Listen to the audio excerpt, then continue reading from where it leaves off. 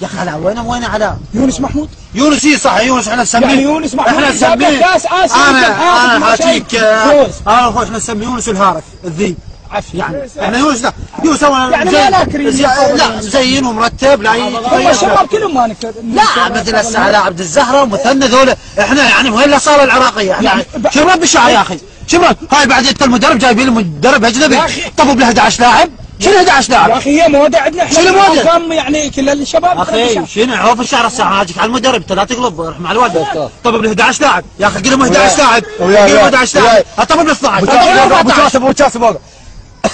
يا اخي ما يصير والله جاينا حق ابو كاسب يا اخي والله يا صلاح حرقان طب ل 15 لاعب طب بال 14 جولتشي انا خلي بالجول جولتشي مو جولتشي واحد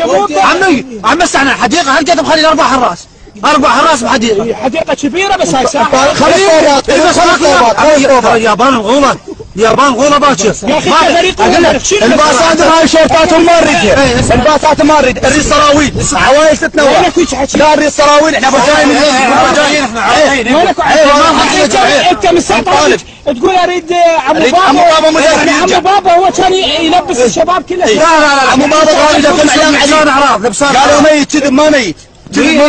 طلعوا بالله لا ملعب الشعب لا ملعب الشعب بان الطابوقات يقولوا لك حتى صديق الشيخ لا عم بعد الشباب هذا الشباب عم بابا عدنان درجان رجع شو ملعب على عدنان درجان جاي يدرب قطر يا اخي عذر نعطيه فلوس شنو قطر يا اخي نعطيه يلعب لنا